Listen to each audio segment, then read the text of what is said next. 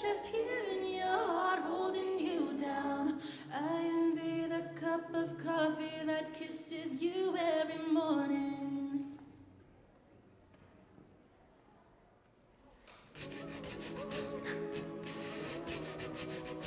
I would jump on the edge for you to get to you.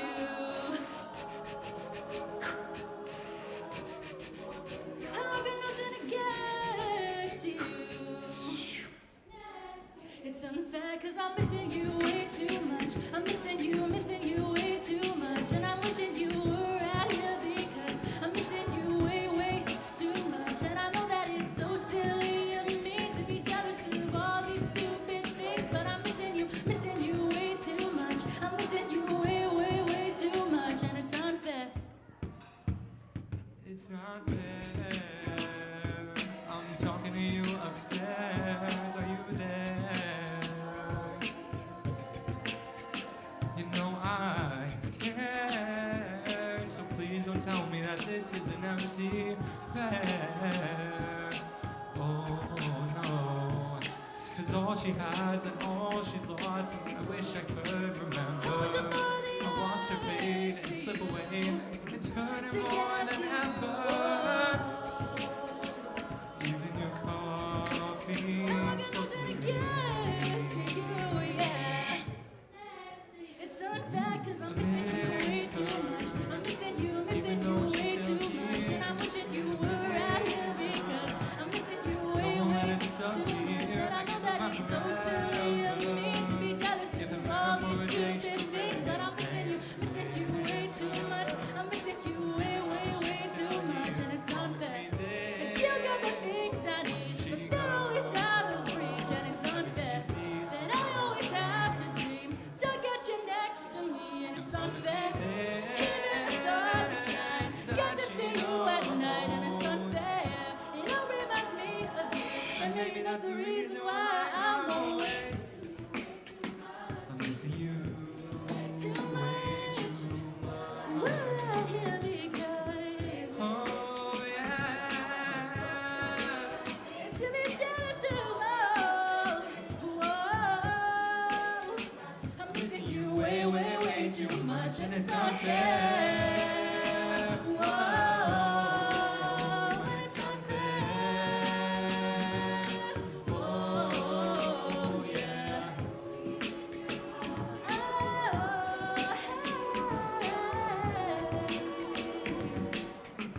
I said I'm missing you way too much. Even though she's still here. Way too much. I envy the cup of coffee that kisses you every morning.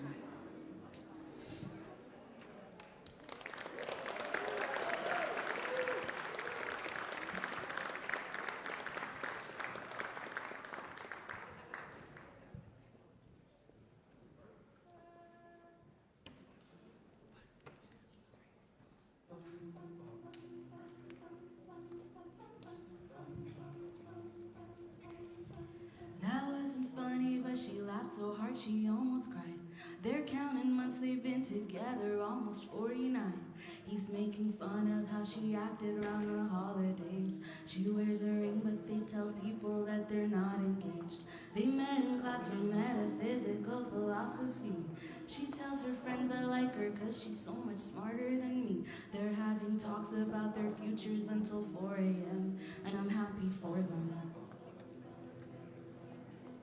But I wanna feel all that love and emotion, be that attached to the person I'm holding. Someday I'll be falling without caution, but for now I'm only people watching. I'm only looking just to live through you vicariously. I've never really been in love, not seriously. I had a dream about a house behind a picket fence. Next one I choose to trust, I hope I use some common sense. But I cut people out like tags on my clothing. I end up all alone, but I still keep hoping. I wanna feel all that love and emotion, be that attached to the person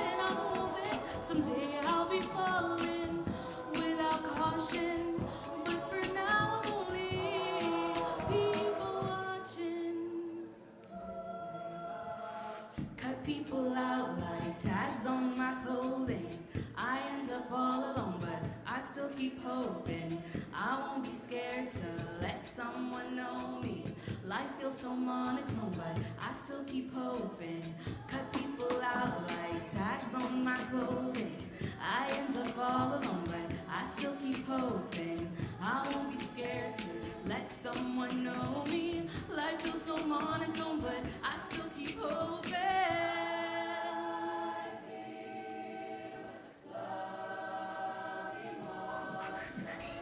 I wanna feel all that love and emotion. Be that attached to the person I'm holding. Someday I'll be falling without caution. But for now I'm only people watching.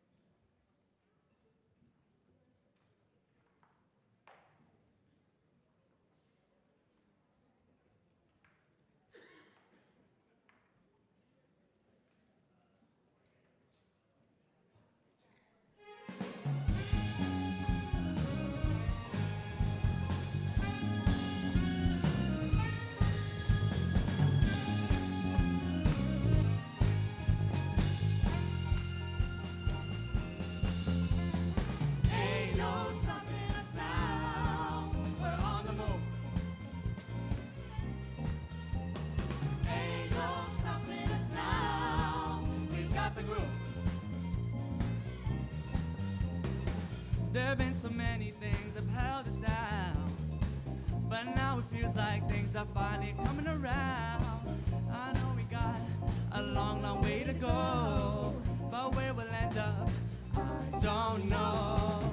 Oh, we won't let nothing hold us back. We're putting ourselves together, polishing up our act, yeah. And if you've ever been held down before, I know you refuse to be held down anymore.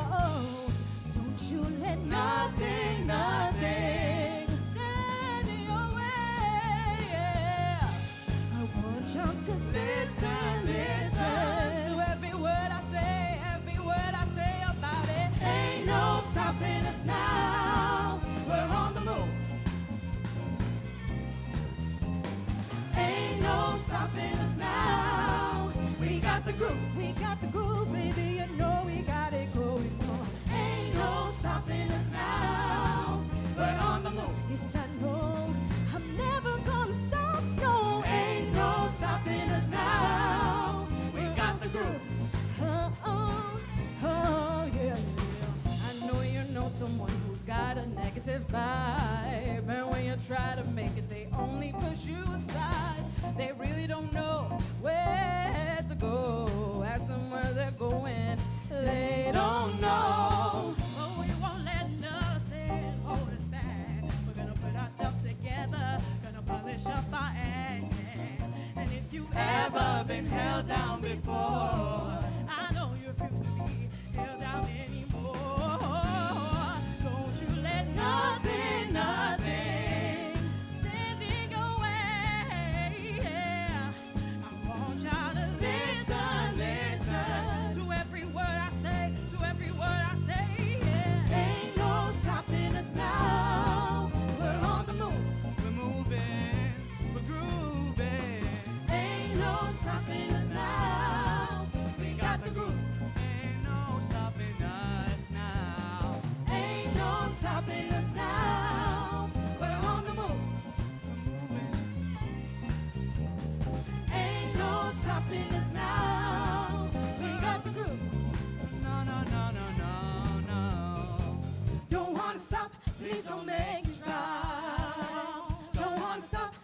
don't make me stop. Don't wanna stop, please don't make me stop. Don't wanna stop, please don't make me stop. Ain't no. Ain't no, ain't no, ain't no. Ain't no. Oh, we've got the groove. Ain't no stopping us now. We're on the move. We're on the move. Ain't no stopping us now. We got the groove. S-T-O-P-P-I-N. Ain't no stopping us now. S-T-O-P-P-I-N. Ain't no stopping us. S-T-O-P-P-I-N. Ain't no.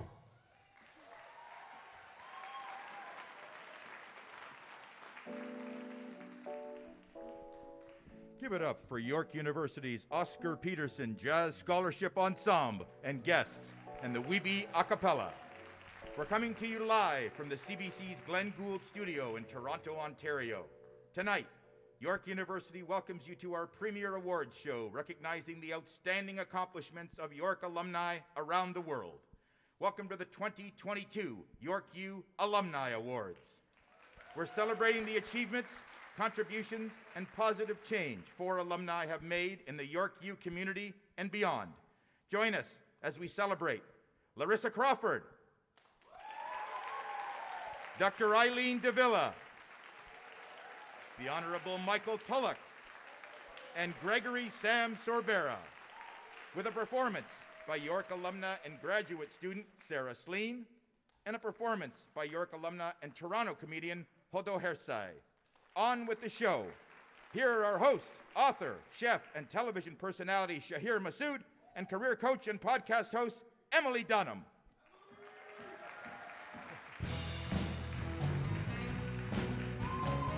Hey!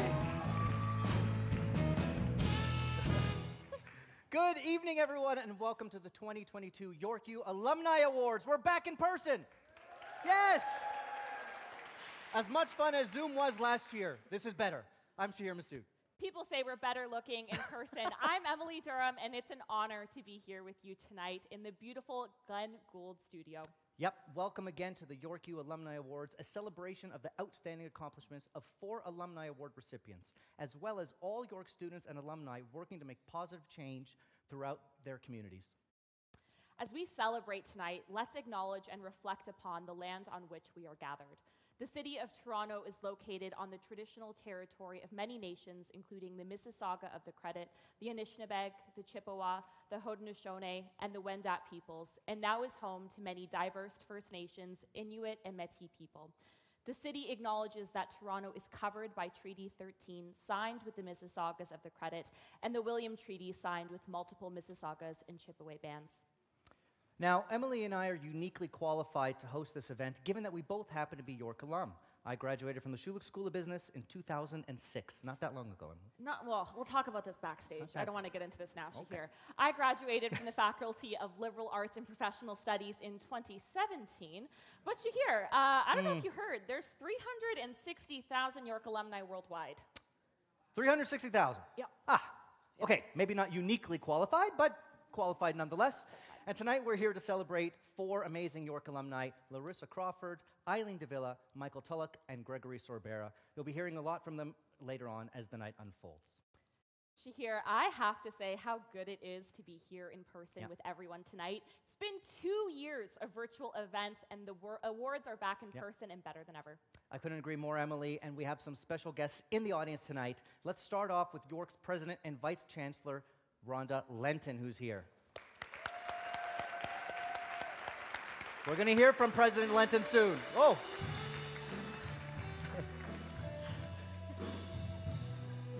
There she is.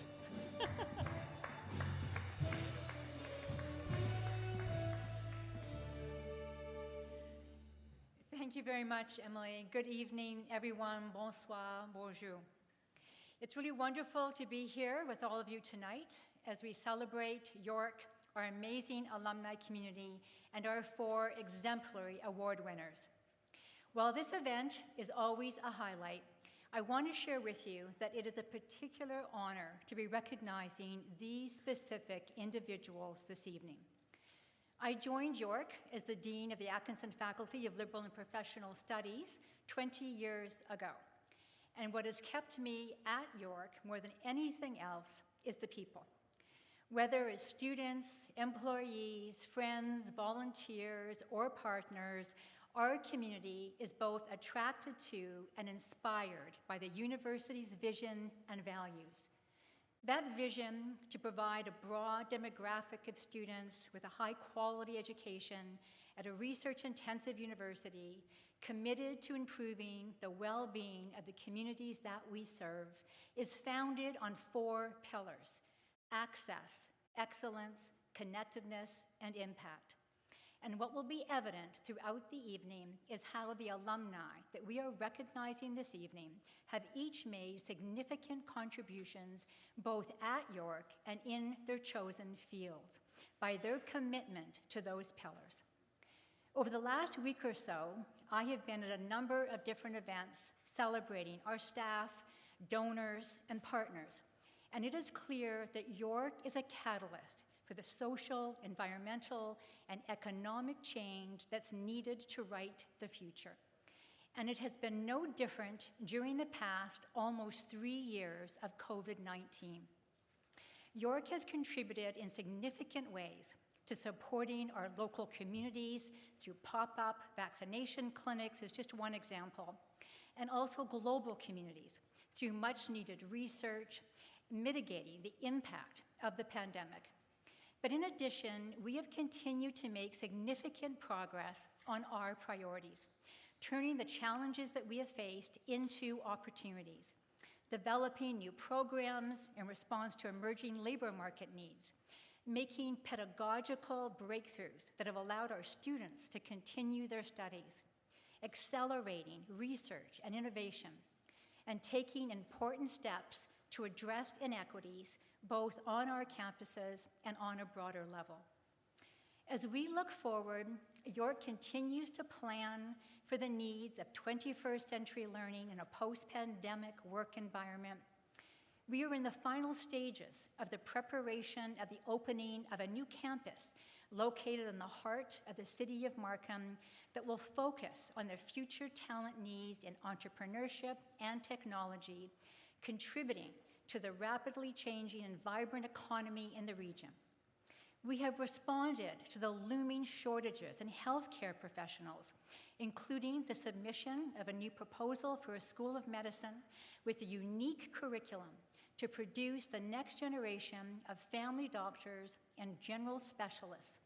As one of the most sustainable universities in Canada with international campuses, we are also taking bold steps to achieve carbon neutrality well before 2049 by expanding our sustainability office, by pledging $1 million to support sustainable innovation through the actions we are taking to implement our Living Well Together Kiel Campus vision and strategy. York is also demonstrating how to achieve maximum benefit, meeting our own needs as well as those of our neighbors through innovative partnerships. And we are integrating our Indigenous framework and our anti-Black racism framework and action plan with a comprehensive decolonization, equity, diversity, and inclusion strategy, all of which are strengthening the university's impact on the United Nations Sustainable Development Goals. This year, the university ranked 33 out of 1,406 post-secondary institutions in the world for advancing the United Nations SDGs in the respected Times Higher Education Impact Rankings. These are just a few of the many recent examples of how we are setting the standard for a modern and socially responsible university. I want to thank the entire York community for making it all possible. Our students, our faculty, our staff, our volunteers, and our alumni, including those that we recognize this evening. Thank you. Merci, miigwech.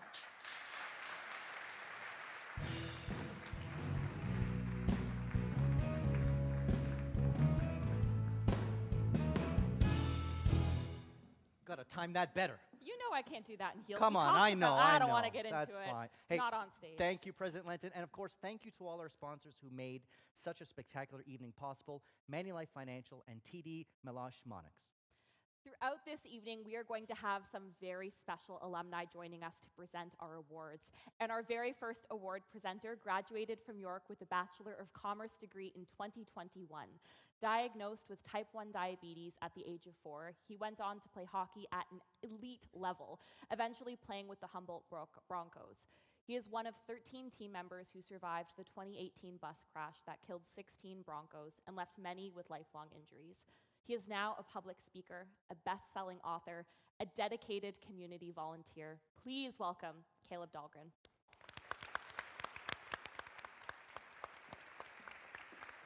Thank you.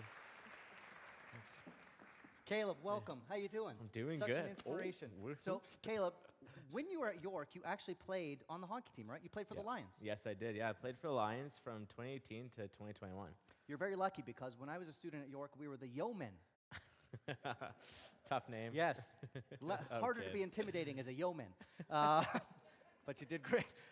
And now, not too long ago, you did write your first book, Crossroads, and I'm curious to know, what was the most challenging part of that process? Ooh, see, this is a tough question. A lot of people ask that, and I think the challenging part was just reliving everything that's gone through, not just from the crash, but in my life. I've had lots of crossroads throughout my life, from being diagnosed with diabetes at the age of 4, up until losing a family member and losing a lot of people in my life, and then the crash, obviously. There's a lot of different crossroads I've had, and it's made me who I am today, but reliving that was a difficult part, but there's so much healing in that and beautiful, cathartic feeling. So it was a full circle for me. Everyone pick up Crossroads. That's a shameless plug. Everyone go buy that book. Well, Caleb, I'm going to turn it over to you to present tonight's first award. Awesome, sounds good. Thank you, Shay. I really do appreciate this. The One to Watch award is given to an alum who has made a significant impact in their field and or community within 15 years of a bachelor's degree or 10 years of a professional or graduate degree. Larissa Crawford graduated from just over 4 years ago, yet her impact is already profound. She proudly passes on Métis and Jamaican ancestry to her daughter, Zara, and is published Indigenous, anti-racism, and climate justice researcher and policy advisor. Larissa is also the founder of Future Ancestors Services, a youth-led professional service social enterprise that operates at the intersection of climate and racial justice.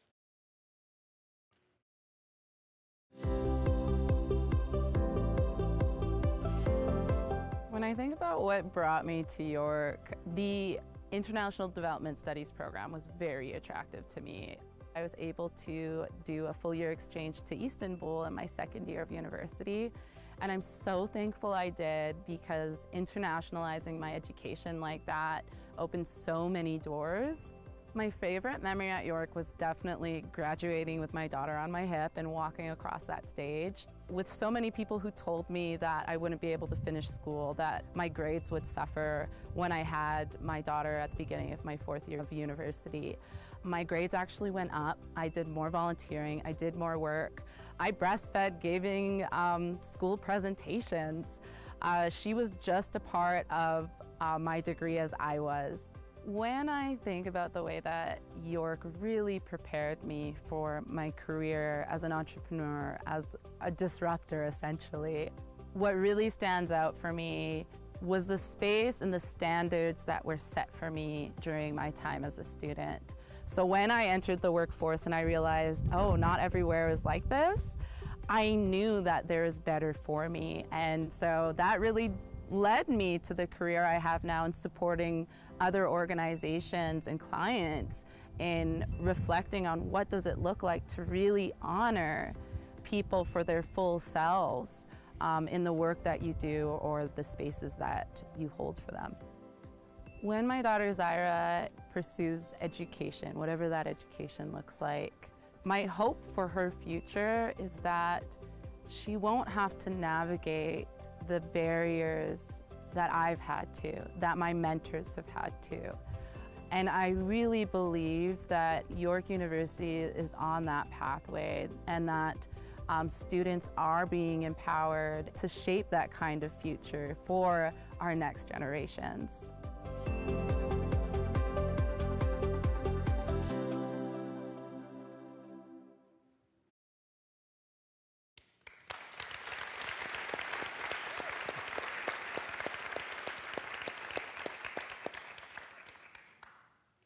Please welcome to the stage the recipient of the One to Watch Award, Larissa Crawford.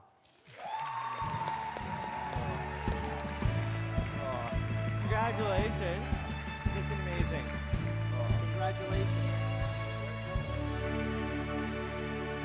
All right. Dansez, bonjour, hello everyone. I'm just going to put this down right here. I'm really excited about this award, and I'm excited because it implies accountability. Accountability to the pathways that have brought me here, accountability to the pathways that will bring me forward. When I reflect on this award and what it means to me, it means remaining accountable to the mentors who got me here, Dr. Lauren Foster, Ruth Green, and now Blue Waters. The investment they made in the relationship to me that catalyzed my education, my career, my existence to where I am today. I'm accountable to Future Ancestors Services, to Chuck, Sam, Mo, Jackie, Miriam, Chanel, Frank, and Mariah, to the relationships we have with each other, the relationships we have with our clients, and most importantly, the relationships we have to the communities we belong to and serve, and Earth. I'm accountable to my sisters, to Maya, Reina, Monica. I'm accountable to everything that they sacrifice to enable me to pursue and do the work that I do. I'm accountable to my mother, who overcame incredible trauma, who's overcome domestic violence, who's overcome the denial of ancestral truths, who's brought us, her 3 daughters, from a trailer park in mid-central Alberta, food bank poor, to where we are today. I'm accountable to that investment in us. I'm accountable to my Jamaican ancestors, Indigenous peoples who were stolen from Africa and brought here to Jamaica, during the transatlantic slave trade. The ancestors who eventually worked on Belfield sugar plantation. The ancestors who were denied fatherhood explicitly, the consequences of which I live today. I'm accountable to my daughter. Hey baby, hi Zyra, I know you're watching from home. I'm accountable to your present reality, to your future. I'm accountable to the reasons why you will have, for your lifetime, climate-induced breathing problems. I'm accountable to that. And I'm accountable to myself. I'm accountable to my health as a disabled woman. I'm accountable to my right to joy, to rest, to love. I'm accountable to that. I'm on a continued journey of understanding what accountability looks like and who I'm accountable to. And I can 100% guarantee you, this journey will be flawed. And it will be riddled with conflict, but it will be transparent. And I promise it will be one to watch and to join me in. Thank you so much for this award.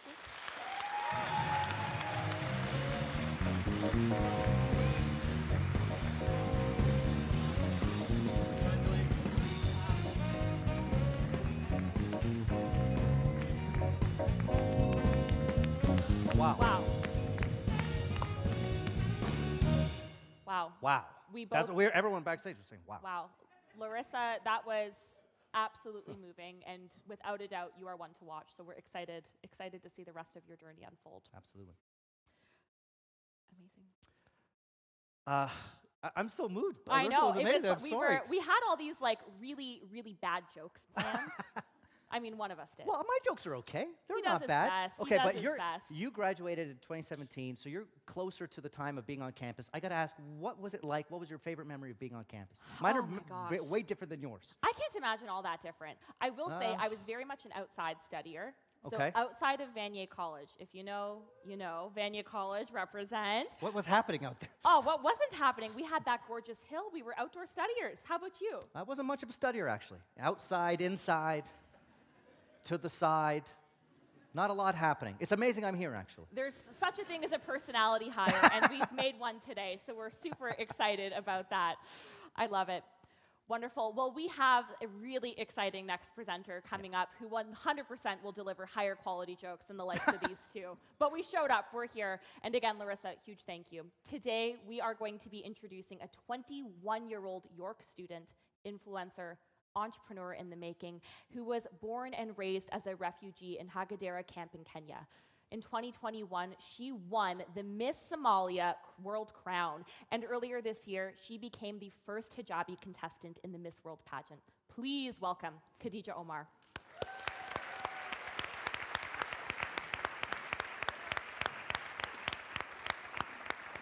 Welcome. Khadija, my friend, okay, I know we were talking a little bit backstage, but you are no stranger to a little on-stage pressure. So what are some of the learnings you brought from all of your experience outside of this back to York? What are some of the things that help you shine in your world now? I feel like the best experience I had of being a Miss World is being able to meet so many girls from so many different continents and countries, and it's just like seeing all those different cultures and being able to learn from them.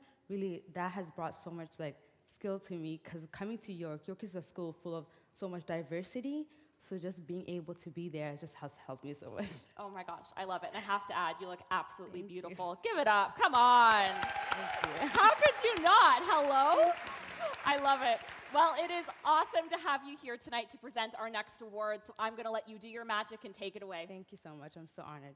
So the Outstanding Achievement Award is given to an individual who has shown so much integrity and ability to... Sorry, Don't be sorry. We're in it together, girl. I don't know. It's just been so long since I've been on stage, but honestly, you are killing it. I still get I get butterflies like sometimes driving to work. So the fact that you're on here, you're killing it. This is a no judgment zone. It's just two gals and a few hundred friends. So yes, and has the ability to inspire faculties in York University and the students here. The recipient has inspired many with her leadership, ability to show dedication since this is going so. Don't even worry. It is all I good. should just memorize down my head. I'm sorry. Do you want to know one thing that York teaches? One thing I'm always so used to just saying stuff just off my head. As you should. So I'm, listen, life is not scripted, and if York teaches us one thing, it's how to think on our feet. So please do not worry. And by the way, also teaches us teamwork. So we've got this together. Thank you so much. Oh my gosh, of course. As the medical officer of health for the City of Toronto, Dr. Eileen de Villa leads Toronto's Public Health in Canada, which is the largest local public health agency, which provides public health programs and services to nearly 3 million residents of Toronto. In her ongoing effort to lead Toronto through the COVID-19 pandemic, Dr. de Villa has worked tirelessly to ensure Torontonians have the tools and information they need to keep themselves and those around them safe, while also maintaining those critical public health services. So please join us in welcoming the recipient of the Outstanding Achievement Award, Dr. Eileen de Villa. Thank you so much. We got this together. Thank you.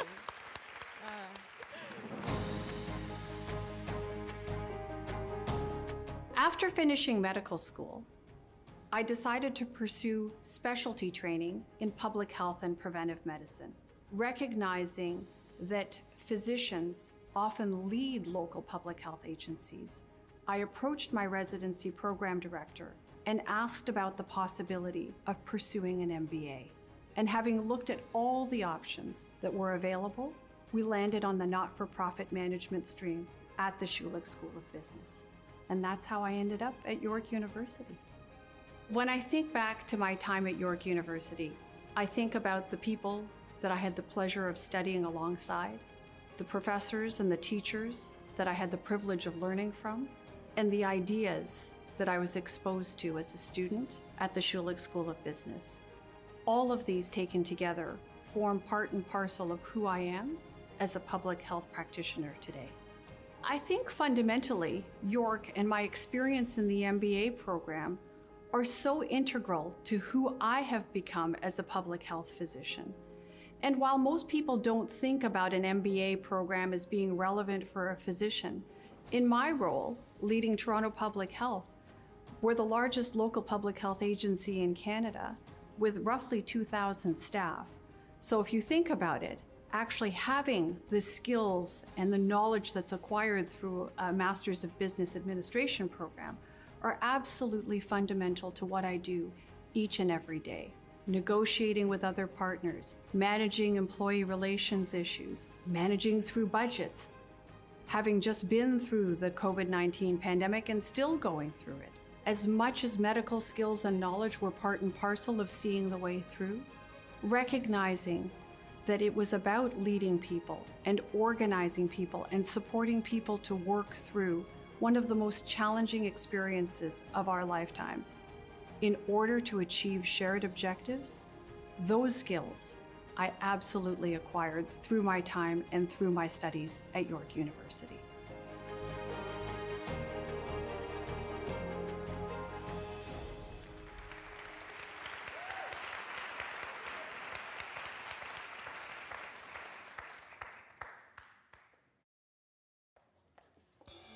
Congratulations! Thank you. Amazing. Thank you so much. I don't know what happened.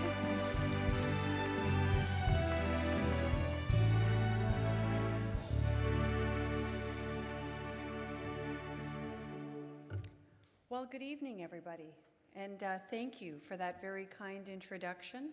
And if I can say something to Khadija, we all have our moments on stages so with a little bit of stage fright, and I have to admit I'm having one of those moments myself. So I may have to ask you to come out and help me out here.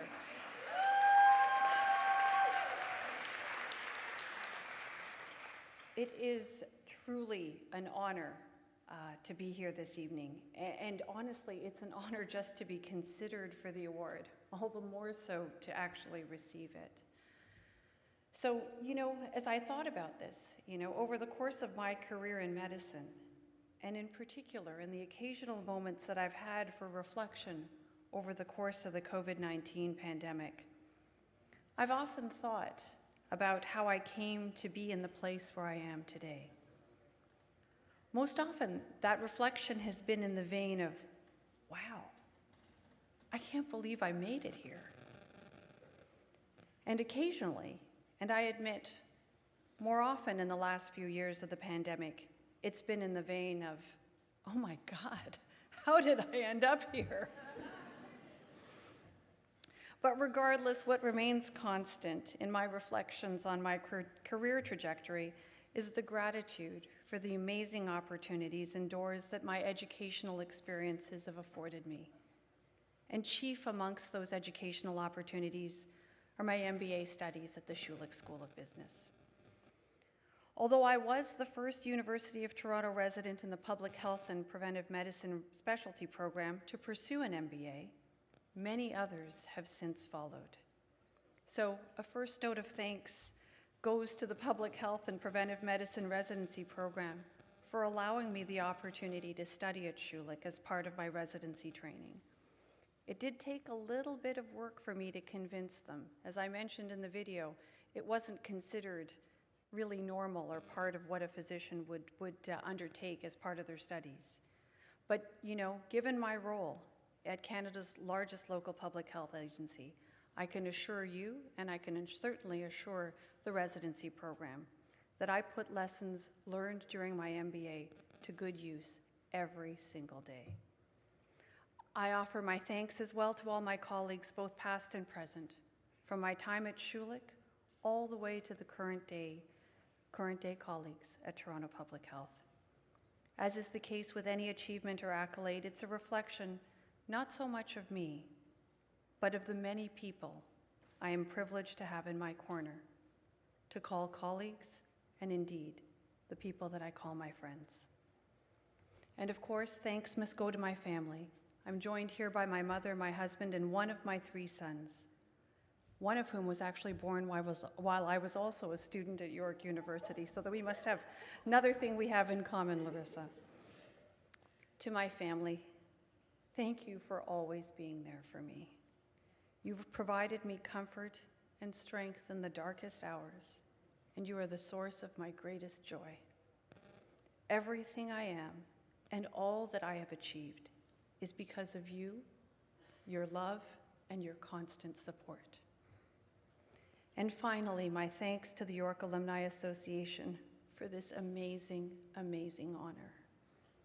York's motto is Tentanda Via, the way must be tried.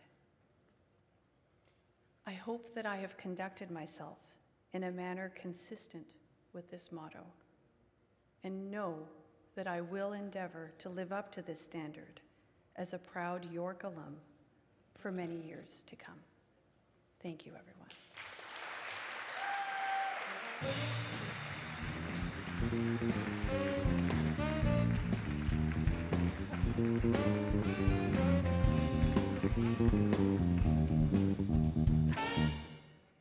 Wow. Successful doctor and Schulich MBA. It's a good thing my immigrant parents aren't here. They would have a heart attack. Our next guest is a Glendon alumna and a New York City-based comedian from Toronto who made her late-night stand-up debut on Late Night with Seth Meyers, which is a big deal, yes. She just wrapped 2 seasons as a writer on Amazon's newest Rami Youssef animated show, and since being selected as a new face at the Just for Laughs Festival in Montreal, she's also one of CBC's comics to watch, and she's performed in clubs and festivals all over Canada and the US. Give it up for Hudo Hersey. Go get him.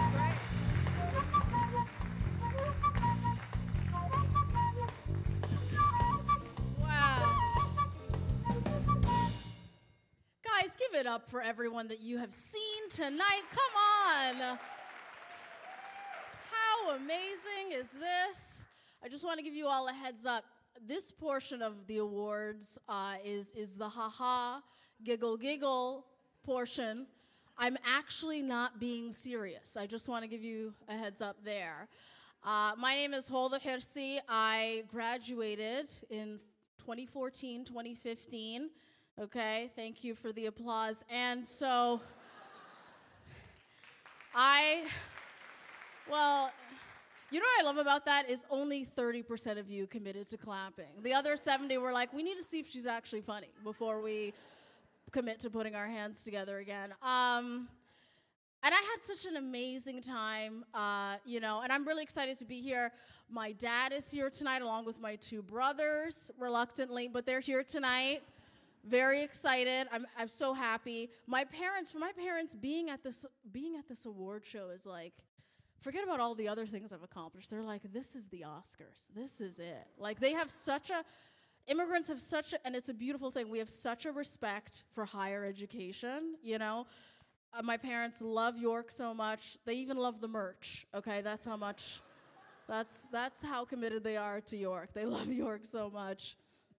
I miss, though, being at York. It was such a beautiful, carefree time, I was living off of my parents and OSAP, you know what I mean? It was an innocent time. It was so nice. And I thought it was miserable, but I didn't know that after you graduate, you have to pay taxes, you know what I mean? No one prepares you for the trauma of your first tax bill, you know what I mean? I saw how much I had to pay last year. I'm not gonna disclose the amount, but it was a lot, okay? I saw the amount, and I quickly became a Republican. I was like, you know what? I started saying things I don't fully understand. I was like, you know what? Smaller government, we need it, Trickle-down economics, it's good. We love Reagan, Climate change, I don't know her. We've never met. I don't know her. I am killing with the front row. The rest of you are like, this is great. I love it. The rest of you are like, okay, all right, okay, this is cool. It was really, and I know some of you do pay your taxes, and you're probably looking at me and you're like, just pay your fair share. We all do it. What's the big deal? Okay, but here are 3 reasons why I don't like paying taxes. I mean, I still do it. I'm not going to Wesley Snipes my life, but I love that only, once again, 20% of the audience got that reference. Just Google Wesley Snipes tonight. Anyways, okay, number 1, a lot of billionaires, don't pay taxes, so it's not fun, It's not fun when, You don't get to be in the VIP section with Rihanna and Bill Gates, okay? All right? Number two, a lot of our tax dollars, don't even really go to things that matter, okay? A lot of native, a lot of indigenous reserves don't even have clean drinking water, and this is the first world, okay? All right? And the last reason, it's very specific to all of us, a portion of our taxes go to Charles and that royal family. How devastating. What I'm saying is, he is the welfare queen. You know what I mean? Like, that's... Oh, I love it. This side, anti-royal family. This side, we're still deciding. We don't know yet. This is great. The fact that his face is gonna end up on our money, I think is reason enough to sever ties with the royal family. Oh, yeah. I mean, listen, I know you guys are looking at me and you're like, wow, she probably makes fun of white people a lot. And you are correct. So tonight, if you'll indulge me though in a writing exercise, I've compiled a list of things that I genuinely like about white people. This is a writing exercise, okay? Number one, white people, you guys are actually like polite. Like, we're talking like day-to-day small talk, you guys are killing it, okay? This is great. I love being trapped in an elevator with a Kathy. You know what I mean? It's a great joy of mine. Okay, we know she's probably here tonight, which is why some of you don't want to laugh, but it's great. She's telling me about her pets and her yard work. It's an amazing time, okay? All right, next thing I really love, immigrants also don't have time for small talk because we're in the struggle. You know what I mean? We're busy. We got things to go to, you know? Okay. Next thing I love about white people, equipment sports, okay? We're talking skiing, golfing, curling, okay? If white people are not spending minimum $200 to do a sport, they're not having it, okay? And when you think about it, it is a really great way to weed out all the talented poor people. You're like, hey, you can't compete against me because you can't afford to. Now, it's really smart. I like it a lot. I love it. I just want you to know, for black and brown people, we're laughing at you. The next thing I do want to say, though, that I genuinely like about Irish river dancing, okay? From the knees down, white people got all the rhythm, okay? Don't tell me white people don't got rhythm. It's beautiful. It's magical. I love it so much, okay? All right? Oh. This next one, maybe not applicable to older folks, but younger folks perhaps. White words like bummer, okay? You guys did that. I love that word. Smoke show, okay? I don't really fully understand that one, but that's a good time, okay? And the last thing I want to say, this is something that I genuinely really love, is during the lockdown, we saw a lot of viral videos of racist white women. And as a result, the name Karen became kind of a slur, you know? So amazing. What a beautiful time. And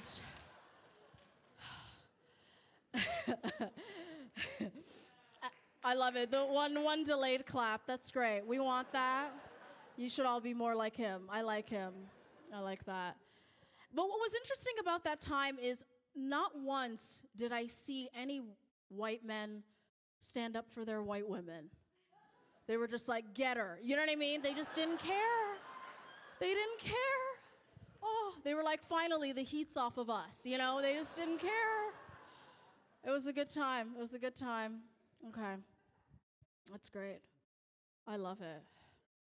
I just want you to know, York paid me tonight because they wanted me to offend some white people, and I think I did. I think I did a great job. 7 people that clapped. That's great. That's great. But listen, don't let my material fool you. Okay? Don't let it fool you. I believe that white priv, it's some juicy, solid stuff. It's delicious. Okay? It is. It is. Okay? But it ends at skin. right? White people get everything but skin, okay?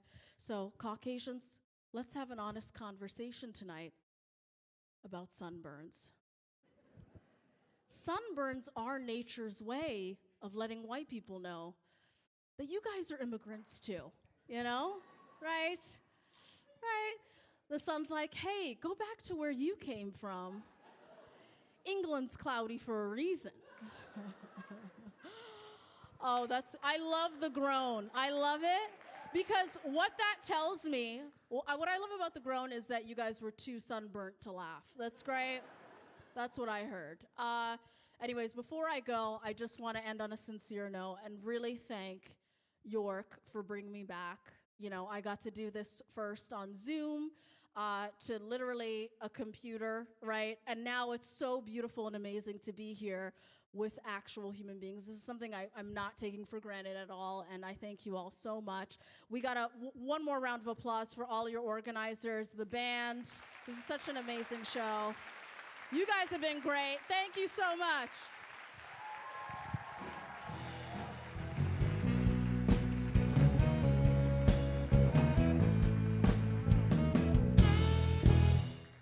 Wow, did that ever make Mine and She Hears jokes look not so great? Oh my gosh, that was absolutely hysterical. Congratulations, thank you so much. Side note, if you haven't checked her out on TikTok, you're missing out on some good laughs. But our next presenter is the chair of the YUAB, Jamshad Madok. The York University Alumni Board, or YUAB, provides strategic advice to President Linton to enhance York's reputation and increase alumni engagement. They're a group of dedicated volunteers helping to shape the university's future.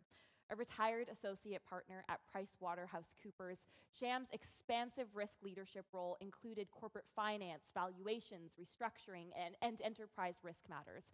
She has pioneered the financing of and delivery of complex infrastructure projects in several countries and has successfully advised on over 25 projects valued at more than $40 billion. Please welcome Sham Madok.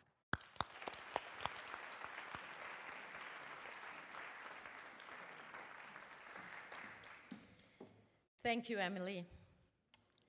It's an honor to be here tonight to present our next award. The Tantandavia Award is presented to an alum who has demonstrated innovative, unconventional, and daring leadership and success, reflecting the university's motto, Tantandavia, the way must be tried. Tonight's recipient has demonstrated that in spades. Born in Jamaica, Justice Michael Tulloch immigrated to Canada when he was 9 years old. He earned 2 degrees at York before being called to the bar in 1991. He has the distinction of having been the first Black judge to be appointed to the Ontario Court of Appeal and any appellate court in Canada. He was a Crown attorney, a private defense lawyer, and a special prosecuting agent with the Department of Justice. He was also among the members of the founding members and patrons of the Second Chance Scholarship Foundation, offering post-secondary scholarships to students who have negative encounters with the justice system.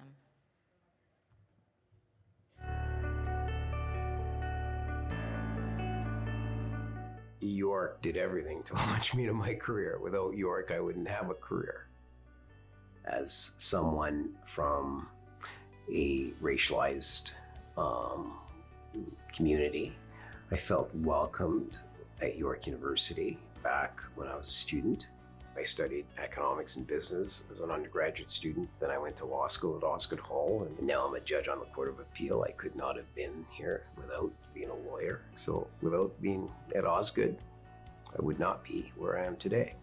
My favorite memory now, looking back, is probably working at York with students, both in the York Inquiry Service when I first started, in the admissions office, then working as a TA and as a Don at McLaughlin College, and mentoring and getting to know a lot of the students my time at York was very impactful in a huge way.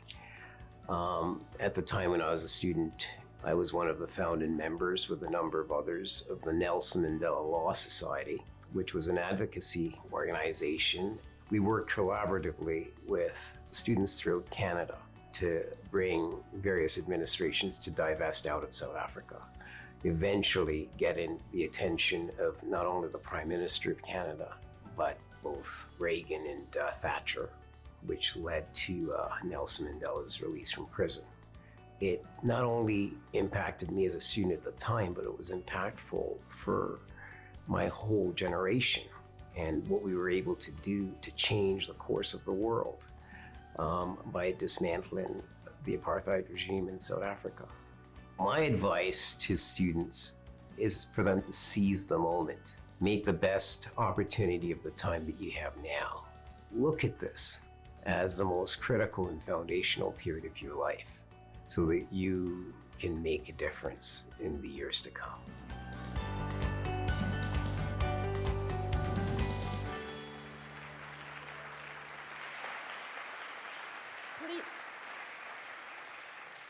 Please welcome this year's recipient of the 10th Hand of Year Award, the Honorable Justice Michael Tulloch.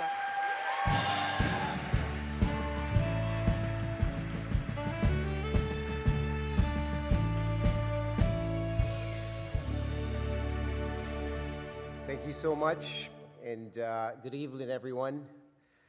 Ladies and gentlemen, I want to thank York University's Alumni Association for honoring me with this very prestigious award. I want to thank my family, my friends, one of my colleagues, a good Karen Wilder, an amazing Court of Appeal judge, and someone who have contributed in a huge way to the jurisprudence in this country, Karen and her husband, Bob. Friends of mine, Justice Greg Regis, Barry Morrison, there's so many people that are here,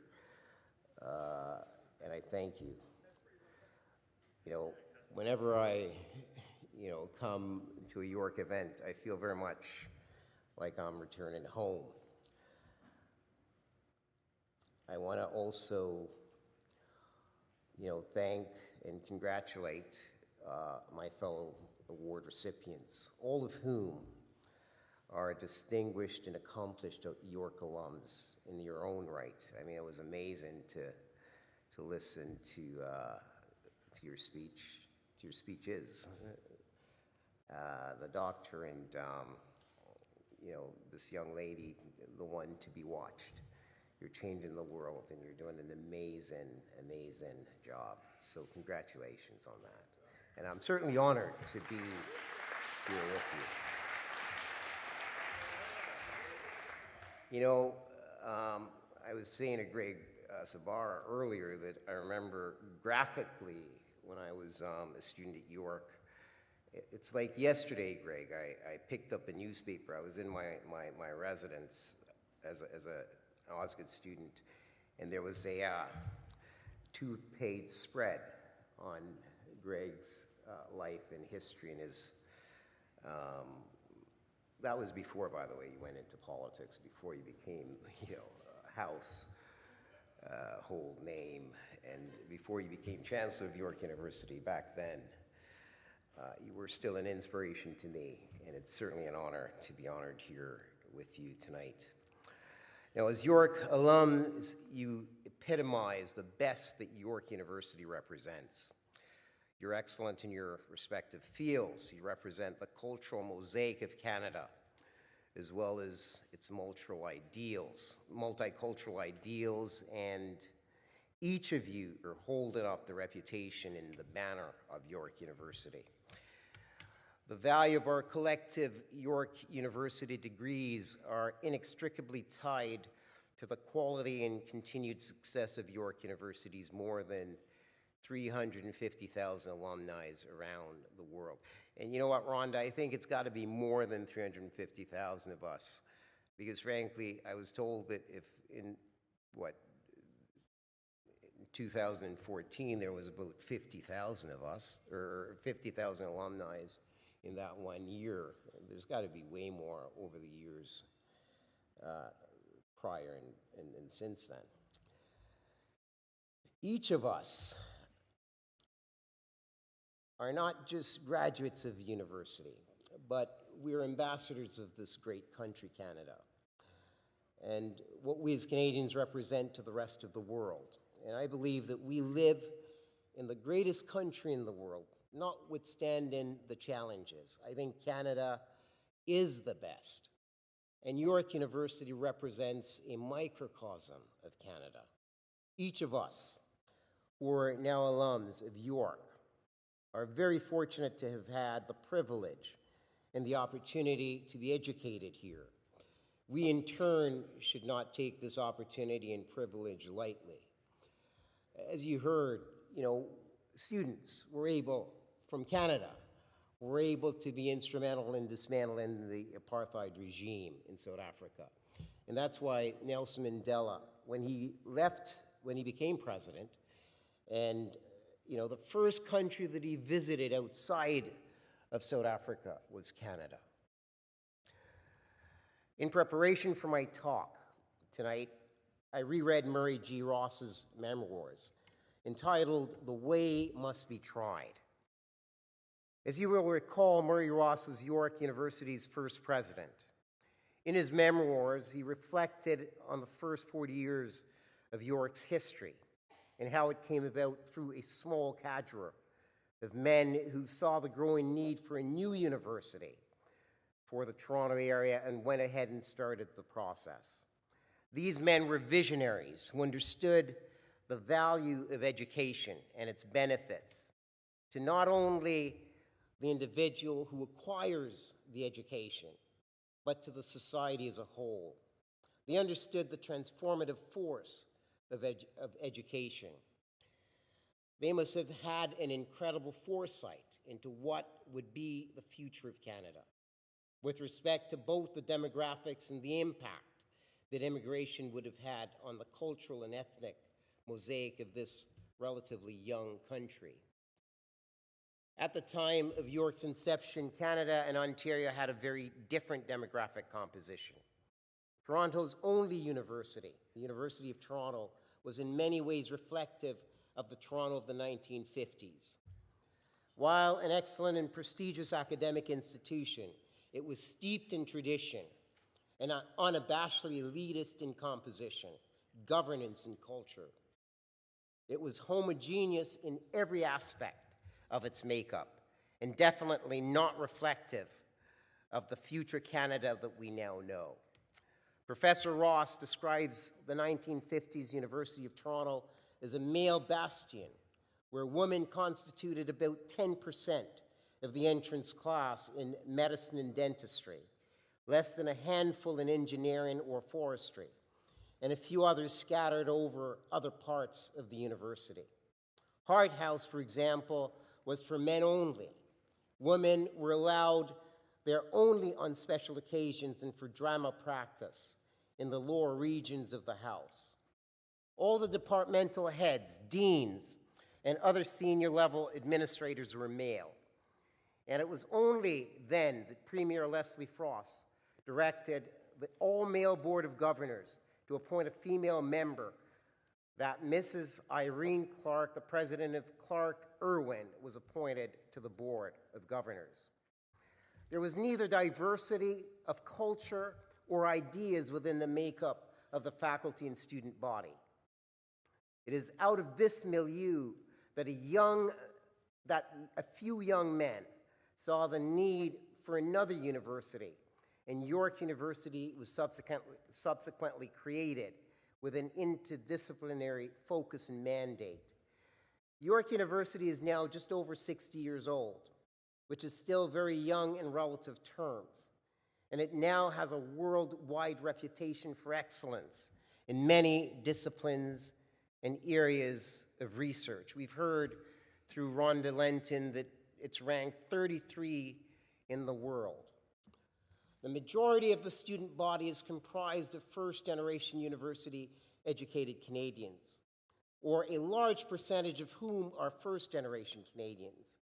York, as described by York's historian Michelle Horn, has become a multiversity whose institutional present is linked to its past through its interdisciplinary commitment for faculty, members, and students to make an effort to look and reach across disciplinary boundaries in their teaching, learning, and research.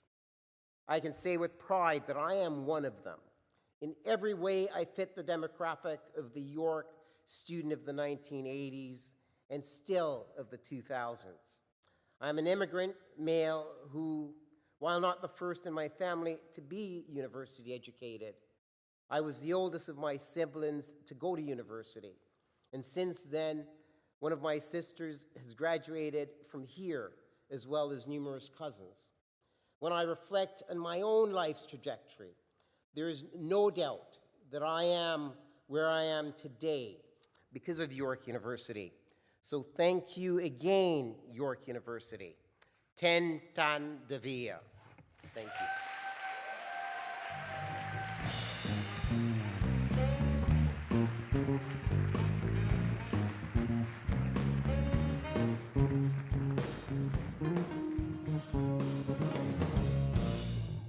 Wow, I'd like to have them following me everywhere I go. Now, please, welcome back to the stage tonight's, or not just tonight's, but our final award that we will be presenting. It's York University's President and Vice Chancellor, Rhonda Lenton.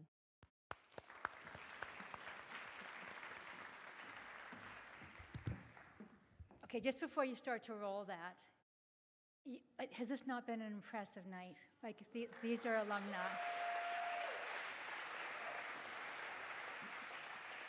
These are our alumni. All right, it is my great honor to introduce our final award recipient of the evening. The Outstanding Contribution Award is given to an alum who has made a significant contribution to the advancement of York and its students through exceptional service, commitment, and/or philanthropic contributions. This year's recipient, Gregory Sabara, has made so many significant and meaningful contributions to the university, too many to name in just a few minutes. He has served as an advocate for higher education and a catalyst for the growth of York as a progressive, international teaching and research university. His passion for enhancing the lives of Ontarians is evident in his 21-year public service career between 1985 and 2012, where he held numerous cabinet positions in the Ontario Legislature, including Minister of Finance, Minister of Colleges and Universities, Minister of Labour, and Minister responsible for women's issues, and as the member representing Vaughan. As our 13th Chancellor, he played a key role in the conferring of degrees. I got the number right. I can do the math for you if you'd like. 55,000, just hold that, 55,000 students, but every year about 12,000 graduate and about 6,000 actually come and walk across that stage. But technically, he also confers the degrees of the students who don't walk across the stage. So it actually could be double the number of 55,000. Okay, back to my remarks. He has conferred tens of thousands of degrees for students over his 9 years of distinguished service, connecting with each and every graduate as they cross that stage. My pleasure. Way back in 1976, I thought about studying law and I thought about completing my undergraduate degree, and immediately I hit upon Glendon as the place to do that. I just fell in love with the size of the campus and the program that I was entering there, my goodness, almost 40 years ago. My education at York was transformational. My time at Glendon allowed me to get admitted to Osgoode Hall Law School. Osgoode gave me a law degree and allowed me to put my name on a ballot to be elected, and I was elected, and the rest is history. One of the things that I learned while I was at York was to develop a proficiency in French. That helped me in my political career. and studying law at Osgoode prepared me for spending the next 25 years of my life dealing with the law as a member of Parliament and a minister in the government. Well, being invited to be Chancellor of York University was truly one of the great honors of my life. It's just been a marvelous time. It was a way for me of giving back to York and at the same time being part of York again and in one way or another celebrating the achievements of tens of thousands of graduates over the past 8.5 years. One of the messages that I try to get to graduates at convocation and after is how important it is to stay a part of the university once you're part of the alumni, to come back to York when the opportunity presents itself, because being a university graduate means that your university, and in this case York, is part of you for the rest of your life. It's difficult to think of one thing to tell students as they enter the university, other than to say, prepare for a very important journey. Prepare for your life to be transformed. Use your time at York University to develop the skills that you think you'll need to get through the rest of the journey of your life.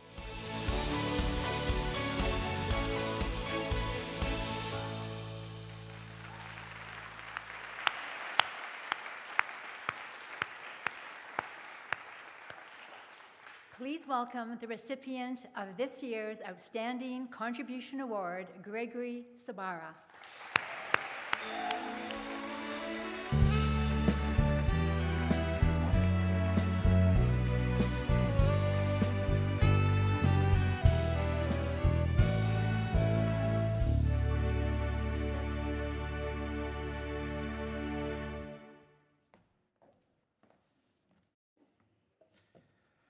Oh my goodness, thank you, Madam President. This really is a true honor.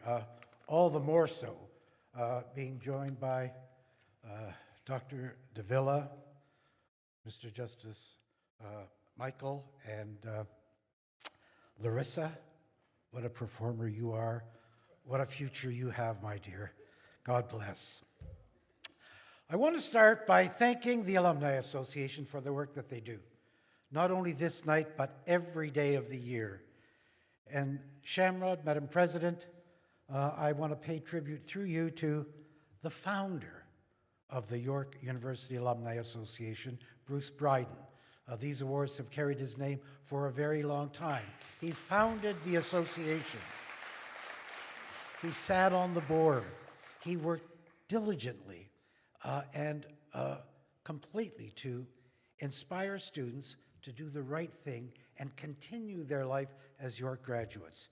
So Shamrod, you've got a very important mission and you've done just great work, and tonight is an example of that. I want to thank the two vice chancellors that I have worked with over the course of the past 9 years, Mamdouh Shukri and of course Rhonda Lenton. They're inspiring. They have worked so hard to build this university into what it is today. President Shukri spent 10 years building buildings and expanding programs and developing new capacity for the university. He turned that responsibility over to Rhonda Lenton, and she immediately continued that work.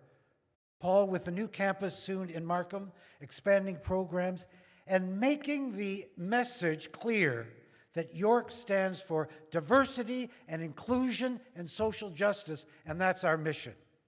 She's just done great work.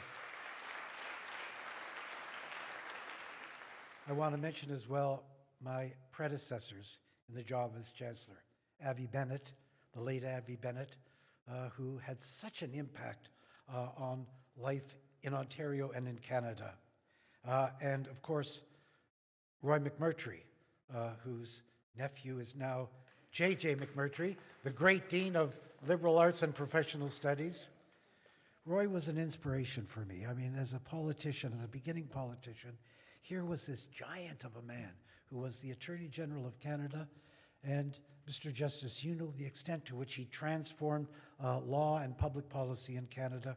So following in Roy's footsteps was such an honor. The role of Chancellor has been, at York, has been the honor of my lifetime.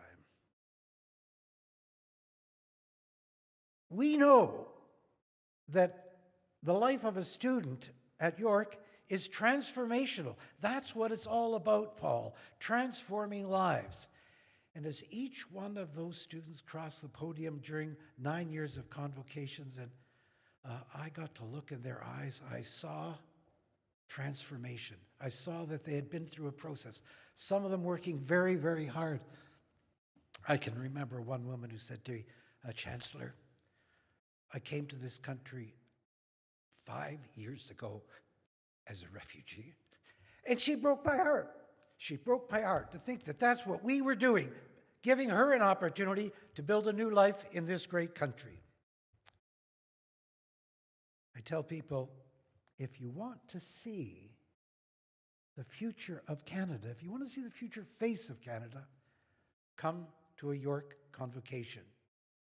500 students sitting up there, most of whom have ties to other countries around the world, having their lives transformed and preparing themselves to take on all of the challenges of life in this great city, in this great province, in this great country, in this troubled world.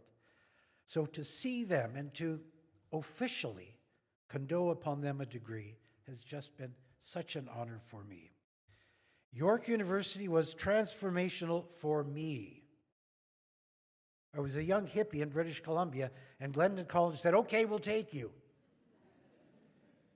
And I loved it there. And Osgoode Hall said, okay, we'll take you. And I loved it there. I learned about the law.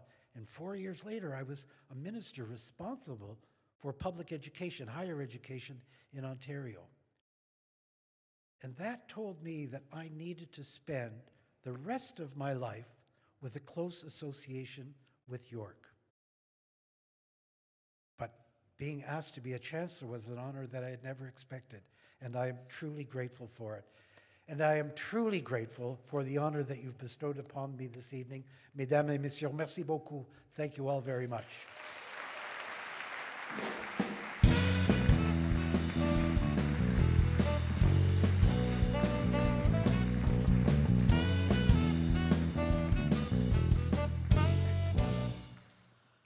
Wow. Congratulations to all of our deserving recipients tonight. It has been wonderful being here celebrating with all of you. But we're not quite done yet. We've saved a very special performance for the end of the show. Our final performer was signed to Atlantic Warner Records at the age of 19 and is now a 4-time Juno nominee who has released 11 albums in over 10 countries worldwide. Over her 25-year career, she has published 2 volumes of poetry, starred in short films, and a movie musical, spawning 2 Gemini Award nominations, penned 2 string quartets and other chamber works. I know, I'm feeling unaccomplished. She's also held numerous exhibitions of her paintings and shared the stage with 10 of the country's professional orchestras. Classically trained from the age of 5, she routinely collaborates with cutting-edge contemporary classical ensembles and has been invited to sing at world premieres by Canada's leading living composers. Wow. Put your hands together for Sarah Slean!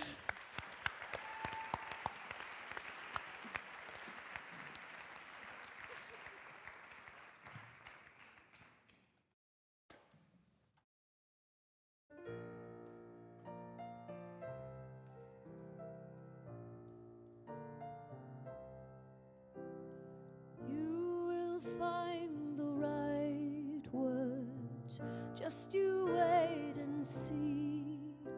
They'll be falling from the rooftops on a blossom-covered breeze. And the song you need to hear it will be singing through the trees.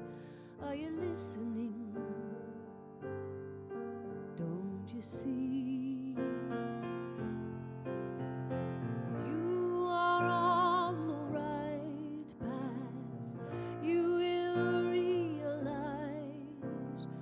Tears are there to leave you with a brighter pair of eyes, and the pain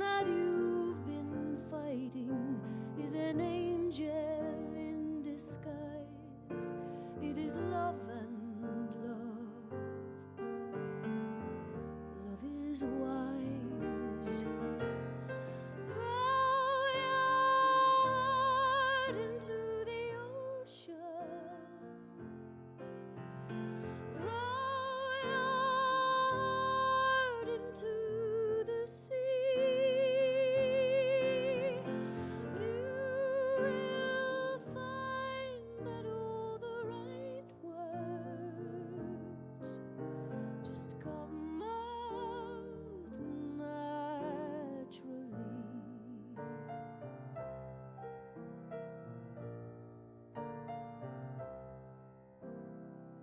There's still time to notice, still time to believe that the door at last will open where doubt and darkness used to be, and that the paradise you long for is underneath your feet. What you run for? Where have you been? Throw your heart into the ocean. Throw your heart into the sea. You will find that all the right words come out naturally. Just come out naturally.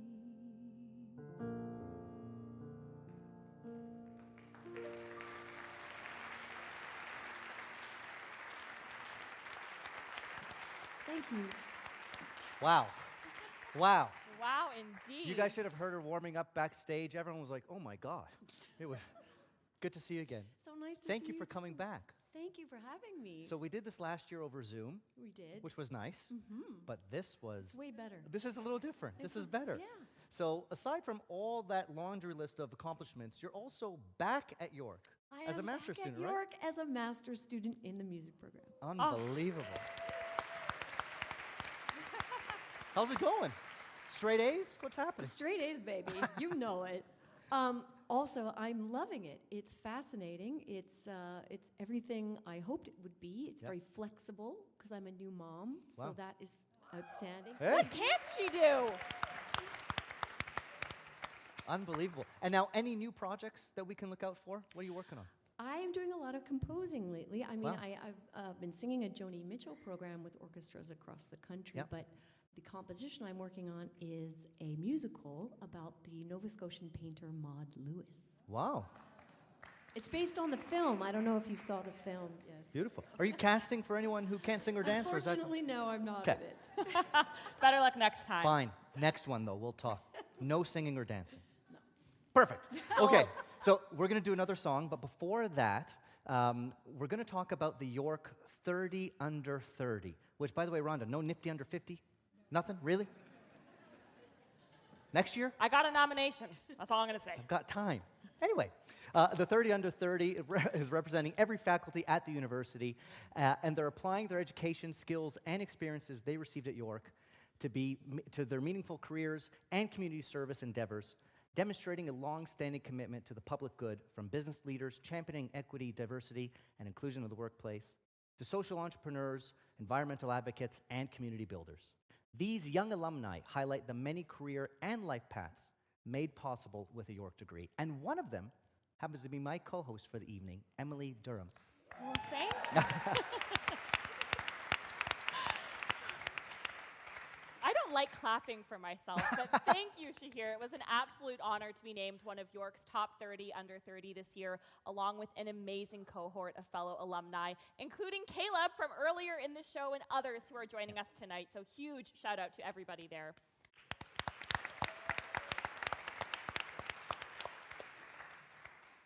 Sarah, this is your line. Yes, well, I did look into the 2021-2022 recipients of these awards, and I was extremely impressed. Yeah. So I'm going to dedicate these next two songs to them. Take it away, Sarah Sleep. The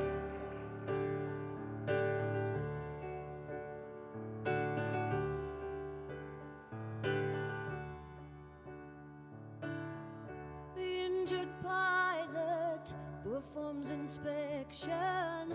She turns the dials and waits for perfection. The wind is howling all around her. She wants a moment she will never find. Don't wait for the perfect sky. The injured dancer can't find a rhythm. Something's broken, but it's within him. The dance is real and it never falters. You cannot see it because you've closed your eyes. Don't wait, don't wait, fly. Don't wait for the perfect sky. The time is never right. Aim for the higher height. You may not reach it, but you might, you might. Take that second guess, turn it into yes, even though it's never a perfect sky. The rider weeps for her faded glory. She is burdened by her story. So write a new one, let it begin with the injured warrior walking into fire. Don't wait, don't wait, fly. Don't wait for the perfect sky.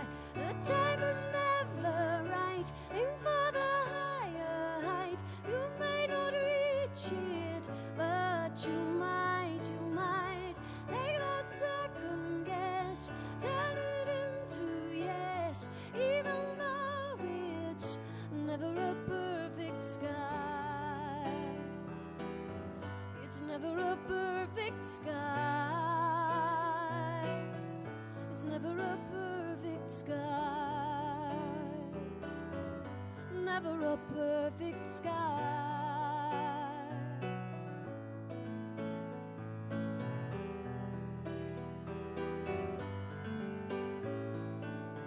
The time is never right. Aim for the higher height. You may not reach it, but you might, you might. Take that second guess, turn it into yes, even though it's never a perfect sky. Never a perfect, never a perfect, never a perfect, never a perfect.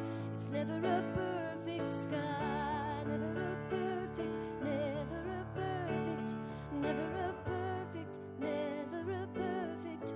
It's never a perfect sky.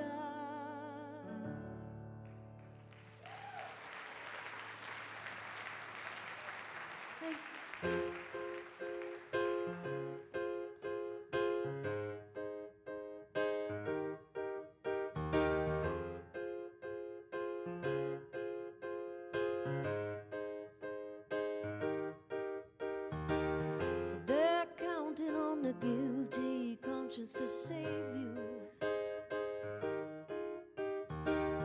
I'm banking on the deep blue eyes and the face too. They always said, always said, always said you were easy. If I could have just one piece of that, I'd be so. Come over to the sweet ones, baby, and I tell you where to go.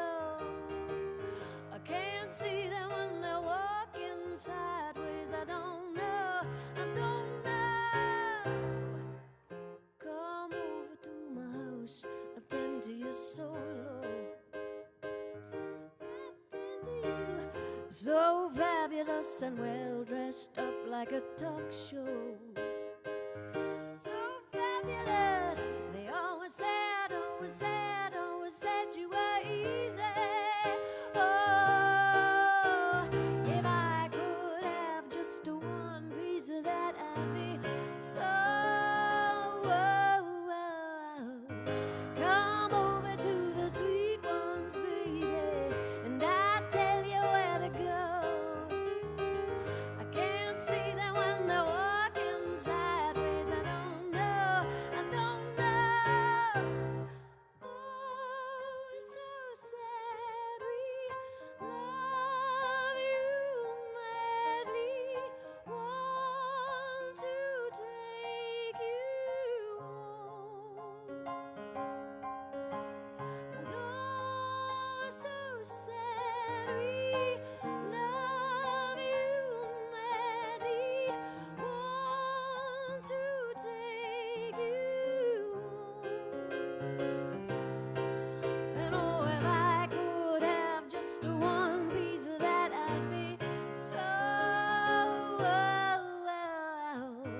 Come over to the sweet ones, baby, and I tell you where to go. I can't see them when they're walking sideways. I don't know, I don't know. Come over to the sweet ones, baby, and I tell you where to go. I can't see them when they're walking sideways. I don't know, I don't know.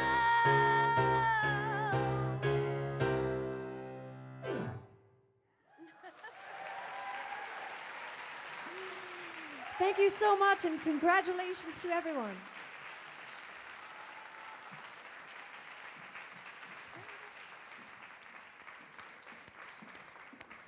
Wow. Your turn. My turn. They yeah. didn't tell you? No. Encore? We don't need to see that. Outside of your singing skills, man, did I ever have a good time tonight. I don't know about you, but I couldn't think of a more perfect way to wrap up the York U Alumni Awards. I agree, Emily. Let's have one more round of applause for all our performers, presenters, and the 4 alumni we honored tonight.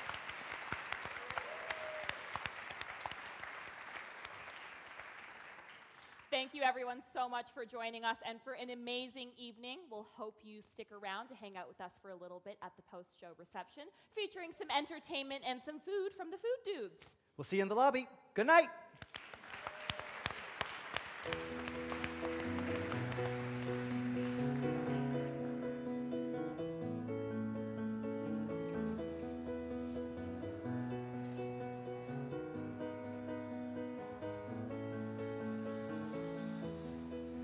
Just a small town girl living in a lonely world. She took the midnight train going anywhere. Just a city boy, born and raised in South Detroit. He took the midnight train going anywhere.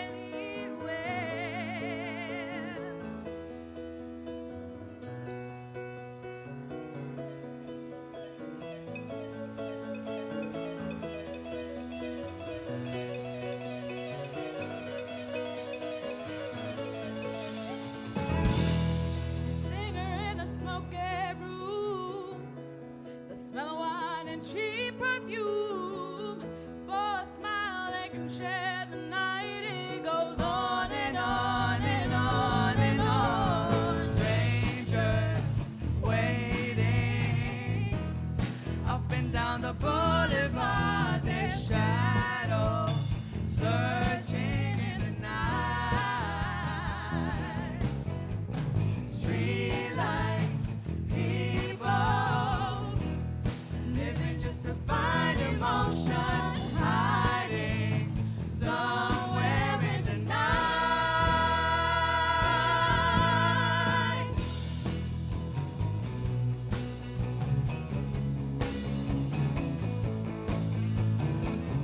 Working hard to get